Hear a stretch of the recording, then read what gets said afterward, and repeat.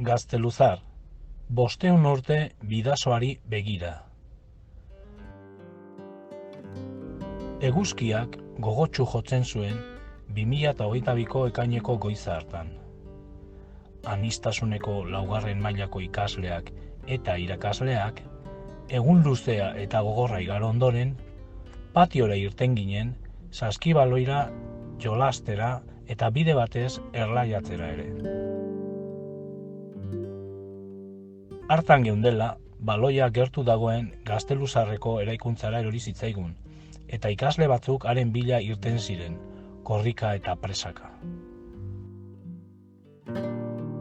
Hori bai, sorpresa, non ikasleak baloiaren ordez erdiaroko kasko batekin azaltzen diren.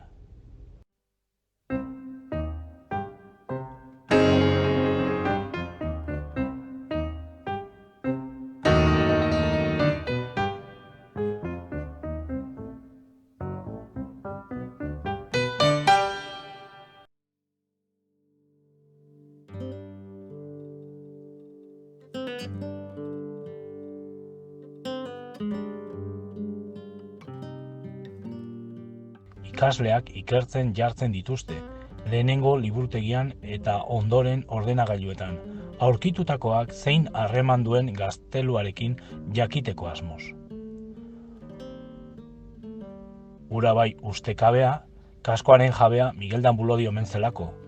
1522ko ekainaren 30ean, hain zuzen ere San Martzialeko batailan parte hartu zuen soldaduetako bat. 500 urteko ibilbidearen ondoren, Tokialaiko ikasleek objektu hau Oiartzun Museoko arduradunei eskainiko diete, beraien eskuetan babestu eta behar den bezala zaintzeko.